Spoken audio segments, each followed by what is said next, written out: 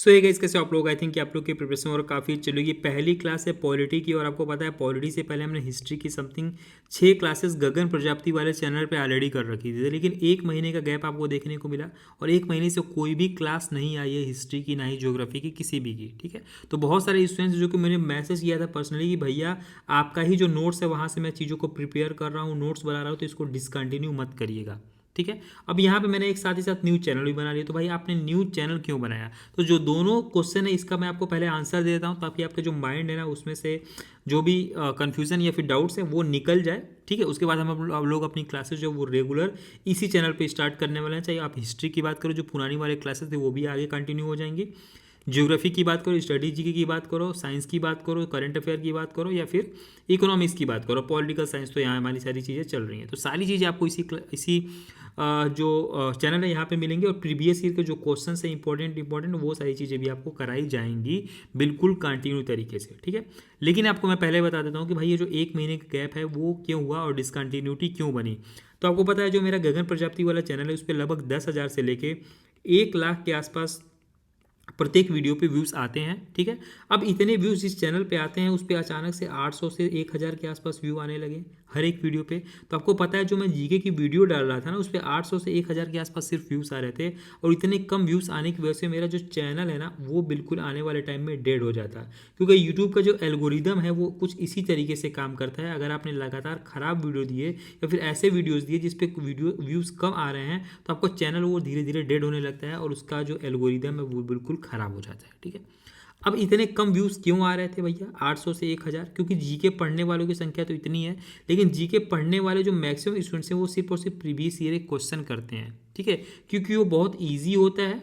ठीक है, लेकिन मैं यहाँ पे आपको थ्योरी पोर्शन करा रहा हूँ। अब थ्योरी पोर्शन करने का फ़ायदा क्या है? आप चीज़ों को रिलेट कर पाओगे, आप चीज़ों को बिल्कुल बेसिक तरीके से पढ़ पाओगे, और जो चीज़ें आपको पेड कोर्स में कराई जाती है ना भाई, वो सारी चीज़ें मैं आपको यहाँ पे फ्री ऑफ कॉस्ट करा रहा हूँ। तो फ्री जो चीज़ें होती हैं उसको लोगों की वैल्यू नहीं होती है, पर मुझे इससे फ़र्क नहीं पड़ता।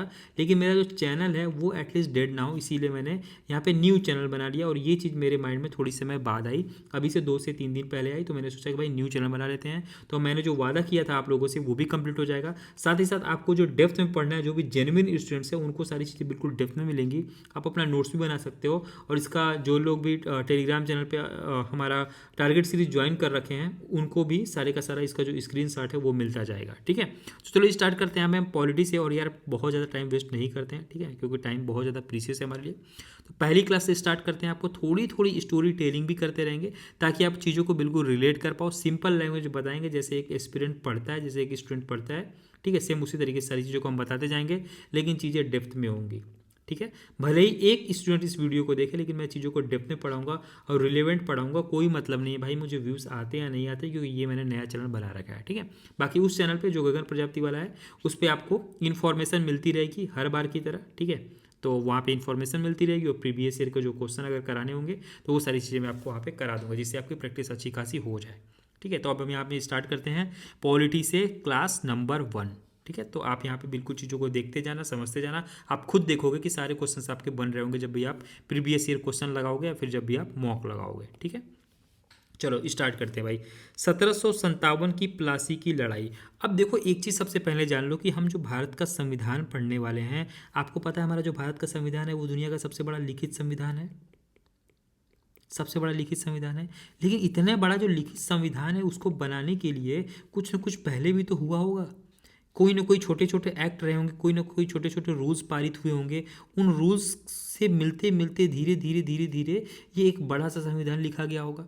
अब ये जो छोटे छोटे रूल्स थे ये अंग्रेजों ने बनाए थे भारत में शासन करने के लिए।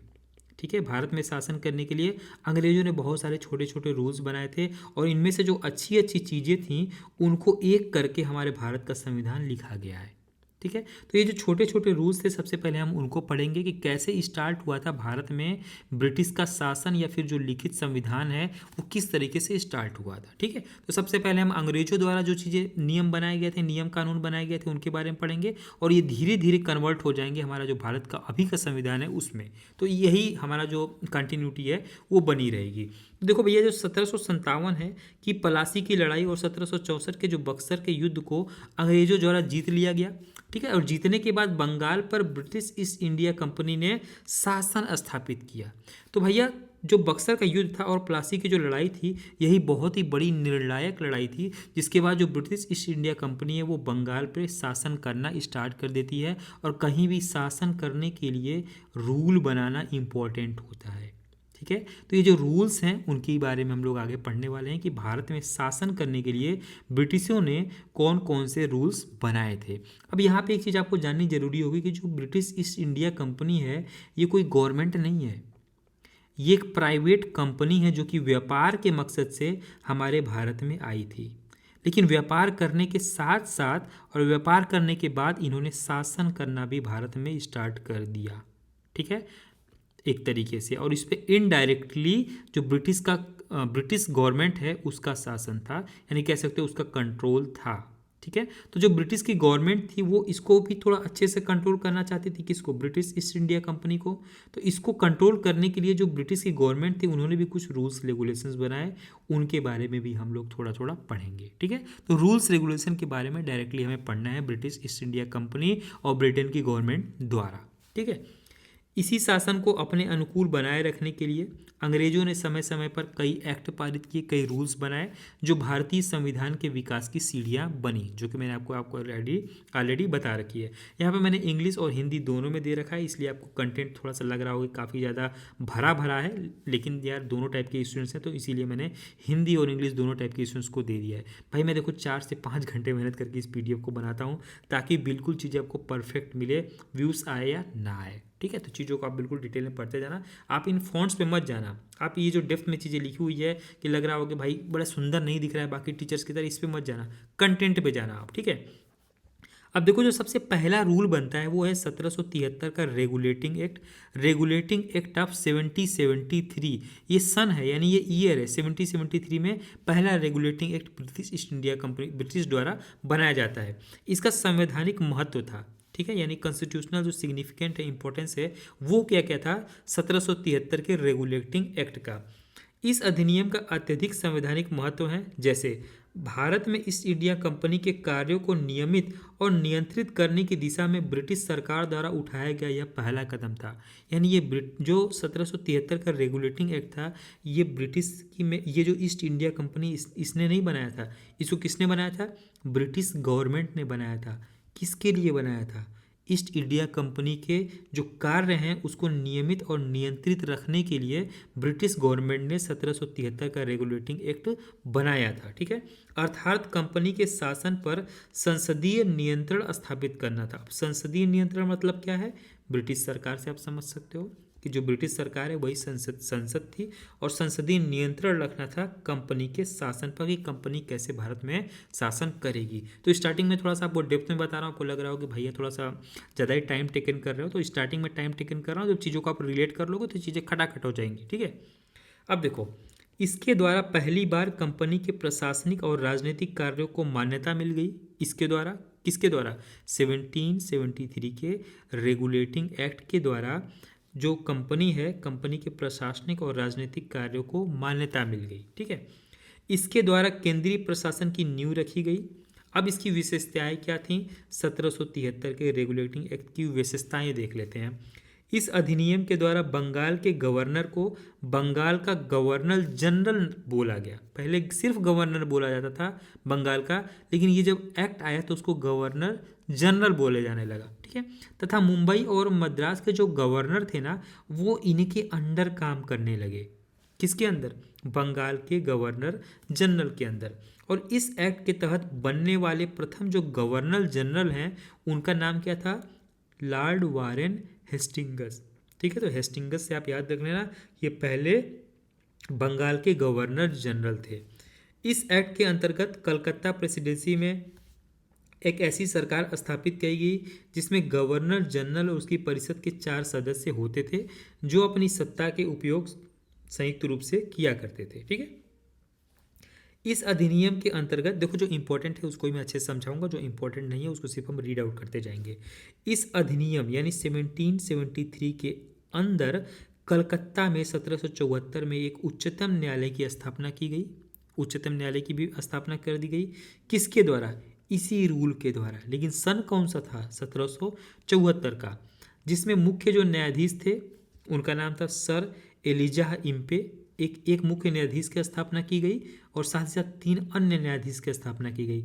यानी टोटल हमें चार न्यायाधीश देखने को मिले, एक मुख्य न्यायाधीश और 3 अन्य न्यायाधीश। तो जो मुख्य न्यायाधीश थे पहले उच्चतम न्यायालय के कलकत्ता के, उनका क्या नाम था? Sir Elijah Impey. और बाकी जो 3 न्यायाधीश थे उनका नाम था चैम्बर्स, लिमिंस्टर और हाइड। तो ये 3 और अन्य न्यायाधीश वहाँ पे देखे गए, इनको बनाया गया। इसके तहत कंपनी के कर्मचारियों को निजी व्यापार करने और भारतीय लोगों से उपहार व रिश्वत लेना प्रतिबंधित कर दिया गया। ठीक है, बिल्कुल सिंपल है, इसको तो समझाना भी नहीं पड़ेगा।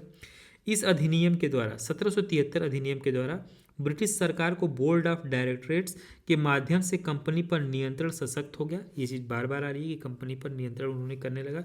किसके द्वारा? बोर्ड ऑफ डायरेक्टरेट के माध्यम से।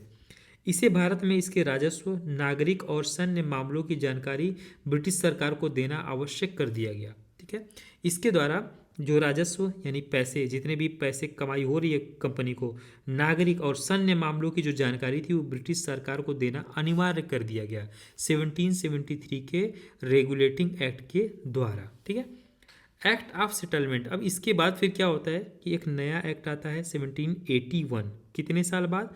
लगभग 8 साल बाद एक और नया एक्ट पारित होता है। अब इसका क्या महत्व है? रेगुलेटिंग एक्ट की कमियों को दूर करने के लिए इस एक्ट का प्रावधान किया गया। यानी कि 1773 में जो एक्ट पारित हुआ था रेगुलेटिंग एक्ट, इसमें कुछ कमी थी, उसको सही करने के लिए 1781 का एक्ट ऑफ सेटलमेंट पारित कर दिया गया। इस एक्ट के अनुसार कलकत्ता की सरकार को, अब जो कलकत्ता में गवर्नमेंट थी ब्रिटिश की, उसको बंगाल, बिहार और उड़ीसा, ये 3 राज्य देख रहे हो ना, बंगाल, बिहार और उड़ीसा के लिए भी विधि बनाने का अधिकार प्रदान किया गया। यानी कि जो कलकत्ता की गवर्नमेंट थी वो इन 3 जो स्टेट बोल सकते हो उनके लिए भी वो विधि यानी कि रूल्स बना सकती थी। ठीक है, फिर उसके बाद आया भैया 1784 का Pitt's India act, 1784 Pitt's India act. इस एक्ट के द्वारा दोहरे प्रशासन का प्रारंभ हुआ। अब आपके माइंड में होगा भैया दोहरा प्रशासन क्या होता है? दोहरा प्रशासन कुछ इस तरीके से होता है, बहुत ही सिंपल होता है कि भैया कोई एक स्टेट है, आपने सुना हो कोई एक स्टेट है, उसमें वहाँ का जो लोकल राजा है वो भी राज कर रहा है, लेकिन उसके ऊपर भी एक इंसान है, जैसे कि मान लो कि ब्रिटिश गवर्नमेंट, वो भी वहाँ पे राज कर रही है। तो ये एक तरीके से राजा यहाँ का होता है, लेकिन एक्चुअली वो टैक्स भरता है ब्रिटिश गवर्नमेंट को, और यहाँ कोई भी प्रॉब्लम होगी बड़ी तो ब्रिटिश गवर्नमेंट उसको देखेगी, हैंडल करेगी। ठीक है, एक तरीके से ये जो राजा होता है वो टट्टू होता है, डायरेक्टली नहीं बोल सकते हो, बट एक तरीके से वो इंडिपेंडेंट नहीं होता है। ठीक है, उसकी वो डिपेंडेंट होता है इस ब्रिटिश गवर्नमेंट के अंदर। तो इसी को बोलते हैं दोहरा प्रशासन। तो दोहरा प्रशासन कब प्रारंभ हुआ? पिट्स इंडिया एक्ट 1784 के द्वारा प्रारंभ हुआ।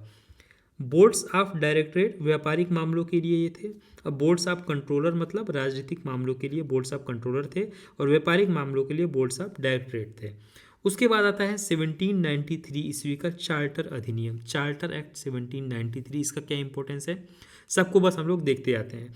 इसके द्वारा नियंत्रण बोर्ड के सदस्यों तथा कर्मचारियों के वेतन आदि को भारतीय राजस्व में से देने की व्यवस्था कर दी गई थी। अब देख रहे हो भाई, भारतीय राजस्व में से, यानी कि भारत में जो पैसा कमाई होती थी भारत की, उसमें से नियंत्रण बोर्ड और सदस्यों तथा कर्मचारियों के वेतन को दिया गया।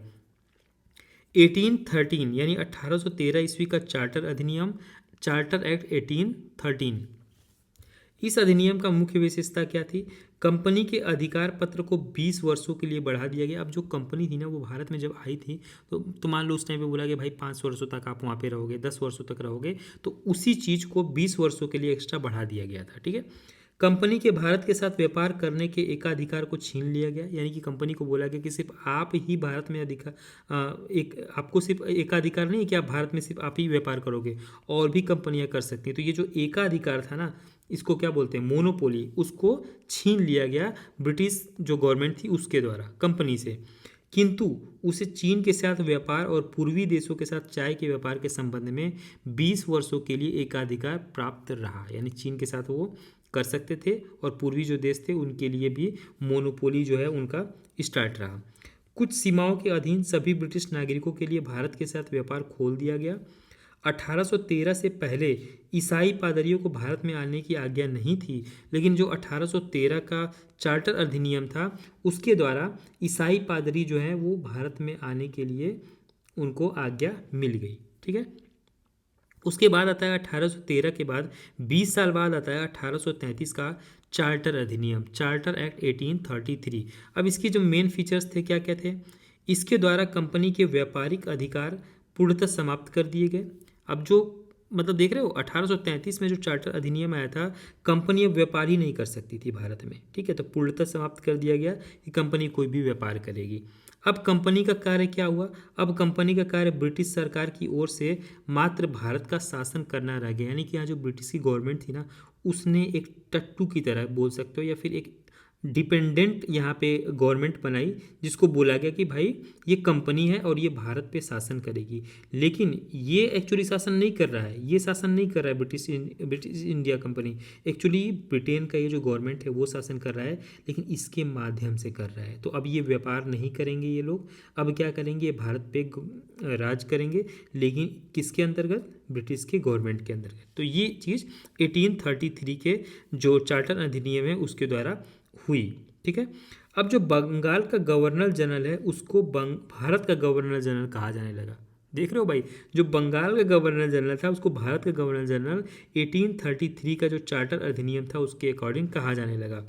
बम्बई तथा मद्रास की परिषदों की विधि निर्माण शक्तियों को वापस ले लिया गया, यानी कि वहाँ की जो परिषद थे मद्रास की और बम्बई की, वो विधि यानी कि नियम नहीं बना सकते थे।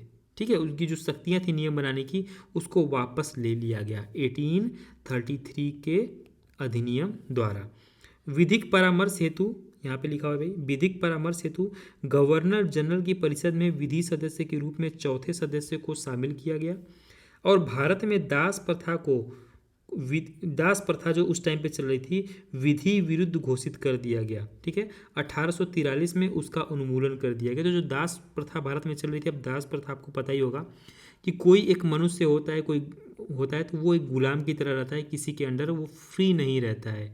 ठीक है, वो किसी की संपत्ति माना जाता है। ठीक है, तो उसी को दास प्रथा बोलते हैं, उसी को दास बोलते हैं। तो दास प्रथा को 1843 में ख़त्म कर दिया गया। किस एक्ट के थ्रू ख़त्म किया गया? 1833 का चार्टर एक्ट के द्वारा दास प्रथा को खत्म कर दिया गया। अधिनियम की धारा 87 के तहत कंपनी के अधीन पद धारण करने के लिए किसी व्यक्ति को धर्म, जन्म स्थान, मूल वंश या रंग के आधार पर अयोग्य न ठहराए जाने का उपबंध किया गया। तो भैया 1833 का एक्ट तो काफ़ी यार अच्छा लग रहा है चार्टर वाला। इसमें क्या क्या हो रहा है कि पद अधीन कंपनी में काम करने के लिए किसी को धर्म किसी से मतलब नहीं है, जन्म स्थान से मतलब नहीं है, मूल वंश से मतलब नहीं है, रंग के आधार पर अयोग्य न ठहराए जाने का उपबंध भी किया गया। तो काफ़ी अच्छी अच्छी चीज़ें भी 1833 का जो एक्ट है उसके अकॉर्डिंग किया गया। गवर्नर जनरल की परिषद को राजस्व के संबंध में पूर्ण अधिकार प्रदान करते हुए गवर्नर जनरल को संपूर्ण देश के लिए एक ही बजट तैयार करने का अधिकार दिया गया। अब देखो यहाँ पे जो परिषद है वो आप तो अब समझ रहे हो, काउंसिल को बोलते हैं। राजस्व मतलब क्या होता है? हमारा जो राज्य है उसमें जितने पैसे आते हैं, प्रॉफिट नहीं, टोटल जितना पैसा आ रहा है, ठीक है, उसको बोलते हैं राजस्व। ठीक है, तो राजस्व के संबंध में पूरा अधिकार प्रदान करते हुए किसको? गवर्नर जनरल को संपूर्ण देश के लिए एक ही बजट तैयार करने का अधिकार दे दिया गया। भारतीय कानूनों का वर्गीकरण किया गया। वर्गीकरण मतलब क्या? क्लासिफिकेशन किया गया जितने भी भारत के रूल रेगुलेशंस थे, तथा इस कार्य के लिए विधि आयोग की नियुक्ति की व्यवस्था भी की गई। तो विधि आयोग की नियुक्ति की व्यवस्था कब की गई थी? 1833। आपको यही सारी चीज़ें याद रखनी है बहुत ही सिंपल तरीके से। ठीक है, 1834 में लॉर्ड मैकाले की अध्यक्षता में प्रथम विधि आयोग का गठन भी किया गया। तो प्रथम विधि आयोग का गठन हमने आपको बता दिया 1833 में, लेकिन किसकी अध्यक्षता में? लॉर्ड मैकाले की अध्यक्षता में। अब इसके बाद आता है 1853 यानी 1853 का चार्टर एक्ट। अब हम जितने भी एक्ट्स हैं ना उसको बारे में थोड़ा सा हम लोग जल्दी जल्दी देख लेंगे। ठीक है, अदरवाइज बहुत ज़्यादा टाइम लग जाएगा इस क्लास में। ठीक है, तो सारी चीज़ें हम लोग जल्दी जल्दी देख लेते हैं।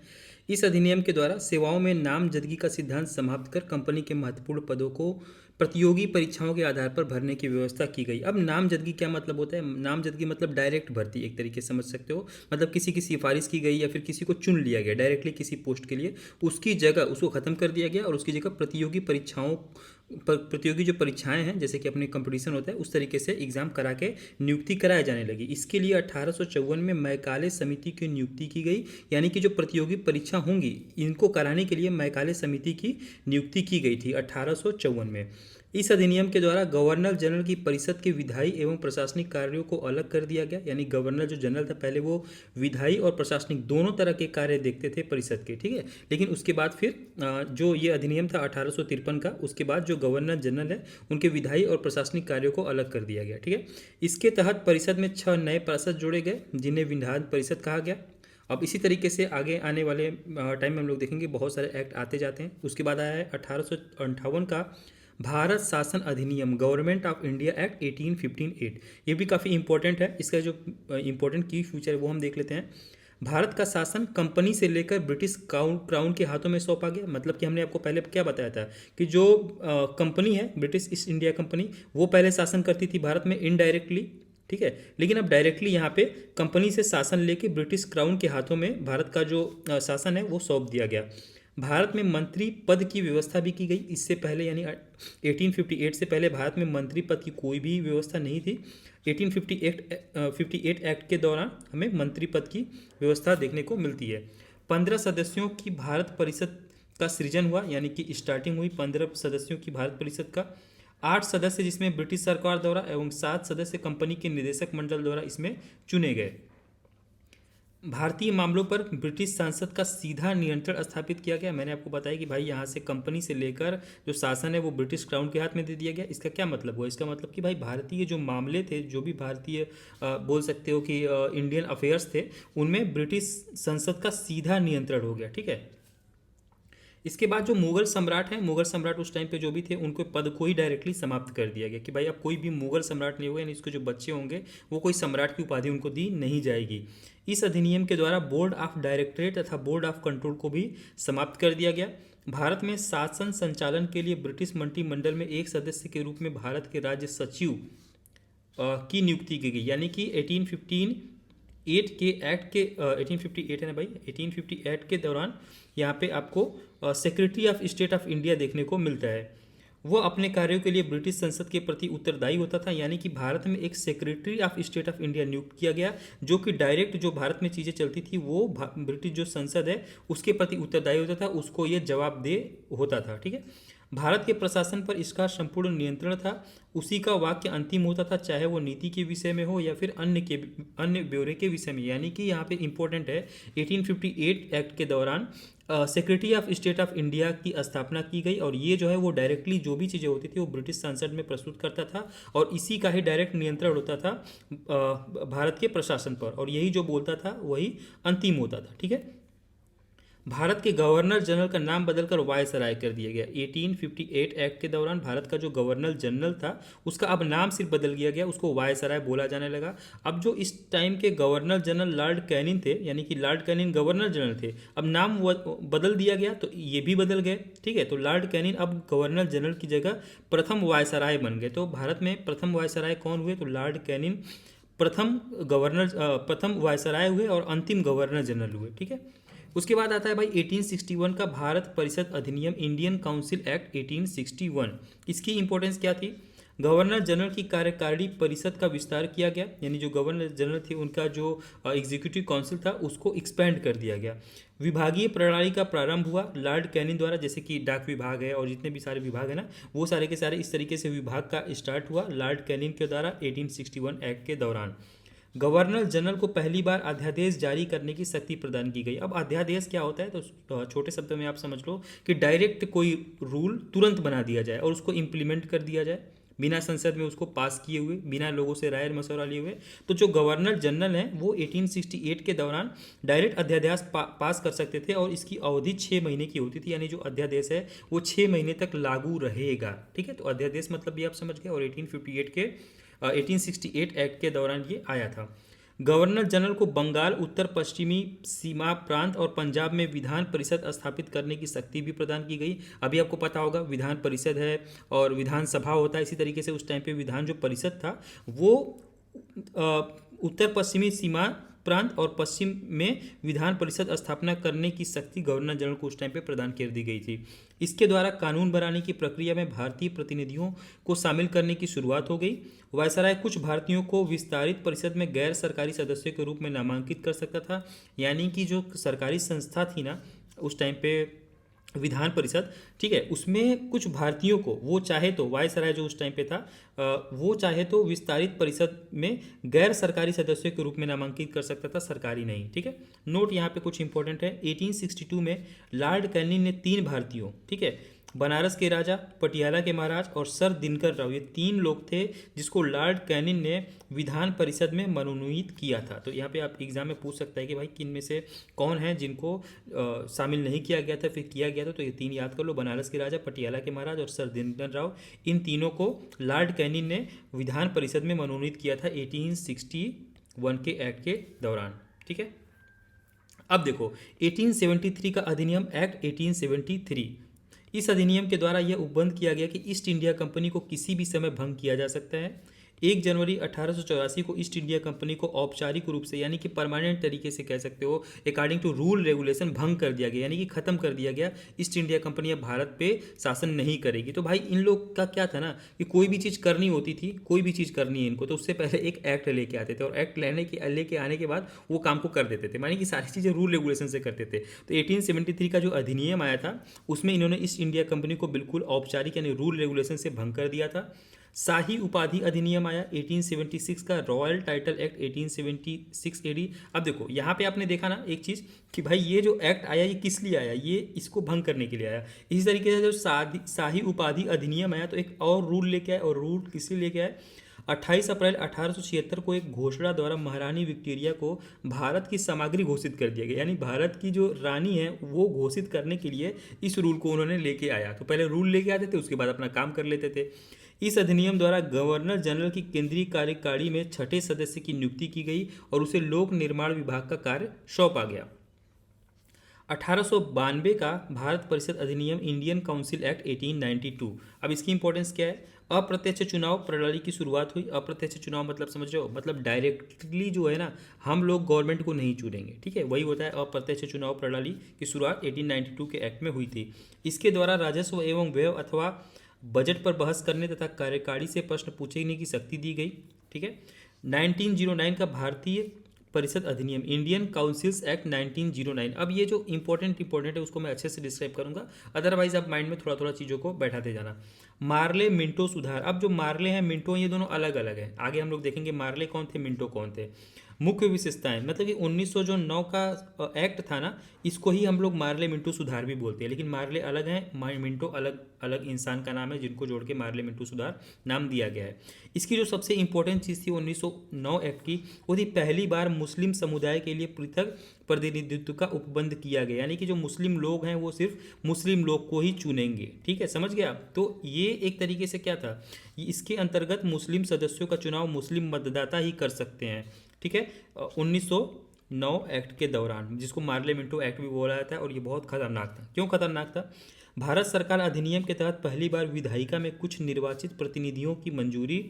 इस प्रकार इस अधिनियम ने सांप्रदायिकता को वैधानिकता प्रदान की। वैधानिकता मतलब उसको बोला कि भाई जो सांप्रदायिकता चीज़ें हैं ना, यानी कि मुस्लिम को मुस्लिम चूज कर सकता है, वो एक तरीके से रूल एंड रेगुलेशन होगा। ठीक है, लॉर्ड मिंटो क्यों सांप्रदायिक निर्वाचन के जनक के रूप में जाना जाता है, तो ये लाइन काफ़ी इंपॉर्टेंट है। जो लॉर्ड मिंटो थे उनको सांप्रदायिकता निर्वाचन के जनक के रूप में जाना जाता है। ठीक है, भारतीयों को भारत सचिव एवं गवर्नर जनरल की कार्यकारी परिषदों में नियुक्ति भी की गई। इस टाइम पे केंद्रीय और प्रांतीय विधान परिषदों को पहली बार बजट पर वाद विवाद करने, सार्वजनिक हित के विषयों पर प्रस्ताव पेश करने, पूरक प्रश्न पूछने और मत देने का अधिकार मिल गया। किस टाइम पे, 1909 मार्ले मिंटो एक्ट के दौरान। प्रांतीय विधान परिषदों की संख्या में वृद्धि की गई। अब जो हमने बताया कि जो विधानसभा होती है, विधान परिषद होता है, ठीक है, हमारे पता होगा आपका स्टेट में विधानसभा होती है, विधान परिषद होता है, तो जो उस टाइम पे प्रांतीय विधान परिषद थे उनकी भी संख्या में धीरे धीरे वृद्धि की गई 1909 मार्ले मिंटो एक्ट के दौरान।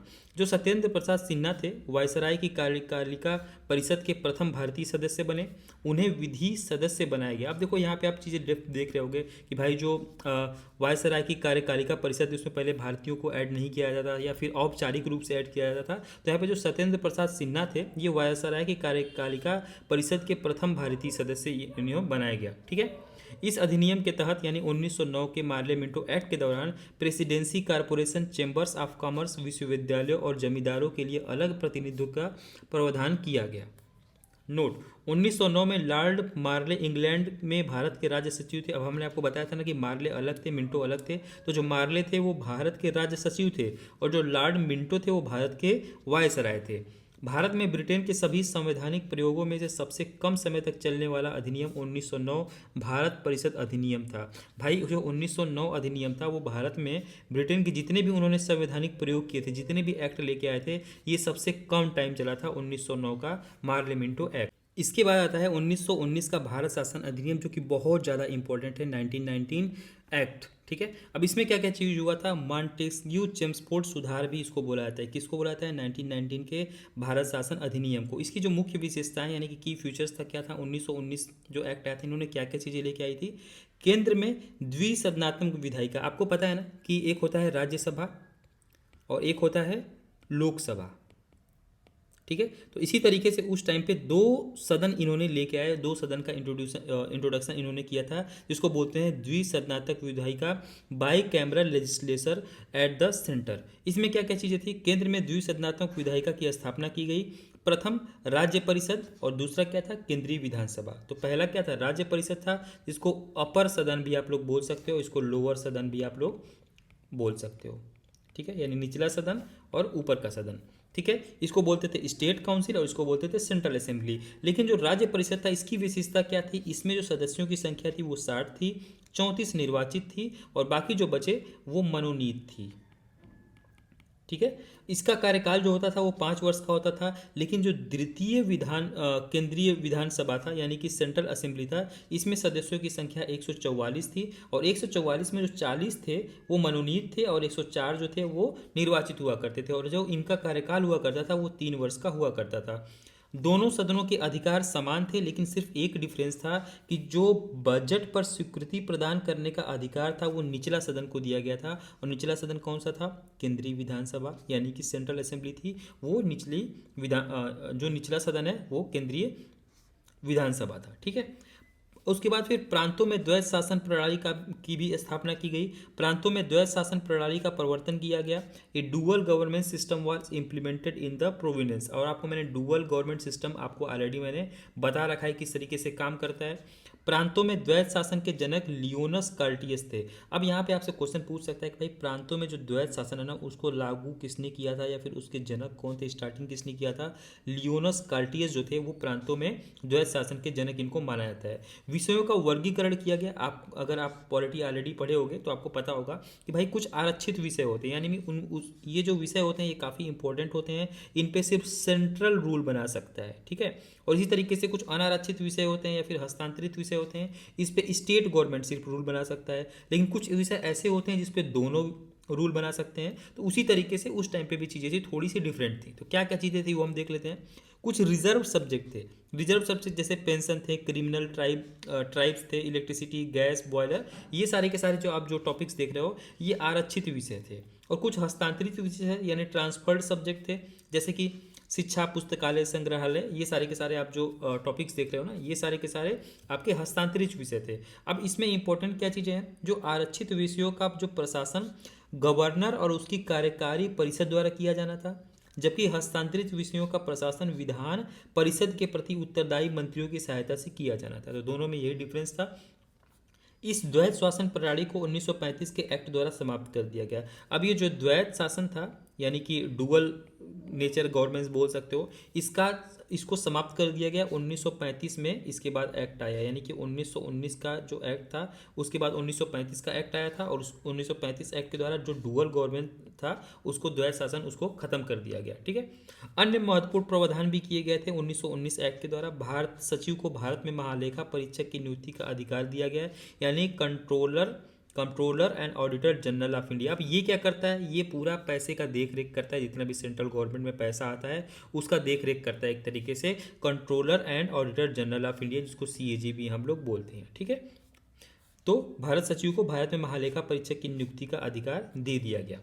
इस अधिनियम ने भारत में लोक सेवा आयोग का गठन का प्रावधान किया। लोक सेवा आयोग आपको पता ही होगा, लोक सेवा आयोग इंग्लिश में क्या बोलते हैं, public service commission of India. तो public service commission of India 1919 act के टाइम पे ही आ गया था। इस अधिनियम ने भारत में लोक सेवा आयोग के गठन का प्रावधान कर दिया था।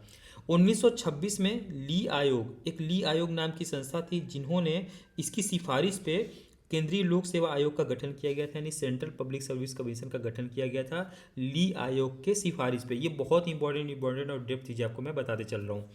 वायसराय की कार्यकारी परिषद में 6 सदस्यों में से कमांडर इन चीफ को छोड़कर, यानी कि जो वायसराय है ना, उसके कार्यकारी परिषद में टोटल 6 लोग हुआ करते थे और इसमें से एक लोग थे वो कमांडर इन चीफ थे। ठीक है, तो टोटल 5 लोग थे। अब इन 5 लोगों में से जो 3 लोग होने थे ना, वो भारतीय मेंबर होने जरूरी थे। ठीक है, सांप्रदायिक निर्वाचन का विस्तार कर, अब जो सांप्रदायिक निर्वाचन है, हमने आपको बताया था ना, मुस्लिम को मुस्लिम ही वोट दे सकते हैं, इसको विस्तार कर, यानी इसको और एक्सपेंड कर दिया गया। एक्सपेंड करने के बाद सिखों, भारतीय ईसाइयों, आंग्ल भारतीयों और यूरोपियों को भी शामिल किया गया, यानी इनको भी अब बोला गया कि भाई सिखों को सिर्फ सिख वोट देंगे, भारतीय ईसाइयों को सिर्फ भारतीय ईसाई वोट देंगे, जो आंग्ल भारतीय और यूरोपीय उनको सिर्फ वही वोट देंगे। कुछ इस तरीके से सांप्रदायिक जो निर्वाचन होता था उसको और भी ज़्यादा एक्सपेंड कर दिया गया। ठीक है, पहली बार केंद्रीय बजट को राज्यों के बजट से अलग कर दिया गया। अब यहाँ पे आपसे क्वेश्चन पूछ सकता है, 1919 एक्ट के दौरान ही केंद्रीय जो बजट था उसको राज्यों के बजट से बिल्कुल अलग कर दिया गया। इसके अंतर्गत एक वैधानिक आयोग के गठन का प्रावधान किया गया, जो 10 वर्ष बाद जांच कर रिपोर्ट प्रस्तुत करेगा कि भाई किस तरीके से कार्य वगैरह चल रहा है।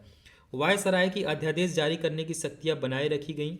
भाई मैं 1919 ही पढ़ रहा हूँ ना, हाँ 1919 ही पढ़ रहा हूँ, काफ़ी ज़्यादा काम हुआ था। वायसराय का जो अध्यादेश जारी करने की शक्तियाँ थी, हमने ऊपर पढ़ा था, उसको बनाए रखा है कि हाँ वायसराय जो है वो अध्यादेश पारित कर सकता है 6 महीने के लिए। कुछ विधेयकों को प्रस्तुत करने हेतु पूर्व अनुमति की आवश्यकता थी। पारित विधेयक को वीटो या सम्राट के विस्तार हेतु आरक्षित करने की शक्ति भी यहाँ पे प्रदान की गई। अस्वीकृत विधेयक या अनुदान को प्रमाणित कर कानून बनाने की शक्ति भी यहाँ पे दी गई और आपात स्थिति में अध्यादेश बनाने की शक्ति भी यहाँ पे इंट्रोड्यूस की गई। मॉन्टेग्यू चेम्सफोर्ड सुधार द्वारा भारत में पहली बार महिलाओं को वोट देने का अधिकार मिला। अब यहाँ पे जो 1919 का एक्ट था, ठीक है, जिसको हम लोग मॉन्टेग्यू चेम्सफोर्ड सुधार भी बोलते हैं, इसके द्वारा पहली बार महिलाओं को वोट देने का अधिकार दिया गया। ठीक है, उस समय इंग्लैंड का प्रधानमंत्री लॉर्ड जॉर्ज था। ठीक है, यहाँ पे लॉर्ड जॉर्ज लिखा हुआ है, लॉर्ड जॉर्ज था, GORG। ठीक है, तो उस टाइम पे, किस टाइम पे, 1919 एक्ट जिस टाइम पे पारित हुआ तो उस टाइम पे इंग्लैंड का प्रधानमंत्री लॉर्ड जॉर्ज था। तो ये है 1919 तक हमने पढ़ लिया। एक सेकेंड, 1919 तक हमने पढ़ लिया एक्ट का। अब इसके बाद आएगा 1935, तो ये थोड़ा सा बड़ा टॉपिक है। ठीक है, अब यहाँ पे एक चीज़ मुझे आप कमेंट करके बताना कि क्या मैं इसी तरीके से पढ़ाऊँ डेप्थ में, इतना ज़्यादा डेप्थ में, आपको जो कुछ ऐसे ऐसे चीज पॉइंट्स हैं जो कि आपको थोड़े से समझ में ना आ रहे हो, थोड़े से डेप्थ में लग रहे हो कि भाई यार ये तो थोड़ा सा टफ वर्ड है, क्या मैं इसको ऐड करके पढ़ाऊँ या चीज़ों को थोड़ा सा सिंपल कर दूँ। सिंपल का मतलब जो इस टाइप की चीज़ें हैं इनको हटा दूँ, इनको हटा दूँ, चीज़ों को सिंपल कर दूँ। ठीक है, क्योंकि मुझे आपके अकॉर्डिंग ही पढ़ाना था कि आपको चीज़ें समझ में आए। क्लासेस में क्या थोड़ा सा छोटा कर दूँ? ठीक है, तो ये सारी चीज़ें आप मुझे कमेंट करके बताओ कि इसमें क्या क्या चीज़ें इंप्रूवमेंट करनी चाहिए। क्योंकि देखो अब हमने यहाँ पे इतनी चीज़ें पढ़ाई तो इसको ही बनाने में लगभग 40 मिनट से लेके 30 मिनट का टाइम लग गया होगा, यानी कि एक जो क्लास है वो 30 मिनट की हो जा रही है, एक छोटी सी क्लास। हमने 1919 तक पढ़ा और यही 30 से 40 मिनट की हो जाए। तो आप मुझे कमेंट करके बताओ भाई कि इसी तरीके से चलने दूँ या फिर चीज़ों को थोड़ा शार्ट करूँ, सो दैट कि कम टाइम में 30 से 40 मिनट में ही ज़्यादा चीज़ें कवर हो पाए। ठीक है, तो ये कमेंट करके बताओ। और बाकी यार आप इस चैनल को ज्वाइन कर लोगे तो ज़्यादा बेटर रहेगा, आपको सारी चीज़ें इन्फॉर्मेशन मिलती रहेंगी। और इसका जो स्क्रीनशॉट है, ये जो हमारा क्या बोल सकते हो, ये जो स्लाइड है, ये हमारे टारगेट सीरीज़ के जो ग्रुप है वहाँ पे प्रोवाइड किया जाता है। तो टारगेट सीरीज़ में आप हो तो वहाँ पे आपको ये सारी चीज़ें मिल जाएंगी। बाकी कमेंट करके आप बताओ, जो भी इंप्रूवमेंट होगा वो किया जाएगा। ठीक है, मिलते हैं नेक्स्ट वीडियो में, और नेक्स्ट वीडियो कल होगी आपकी। ठीक है, आगे के 1935 पढ़ेंगे और जैसा आप बताओगे उसके अकॉर्डिंग ही हम लोग चीज़ों को चेंज करते जाएंगे। यहाँ पे 1935 है ना, इसको हम लोग चेंज करते जाएंगे, ये स्लाइड वगैरह सब हम चेंज कर देंगे अकॉर्डिंग टू यू।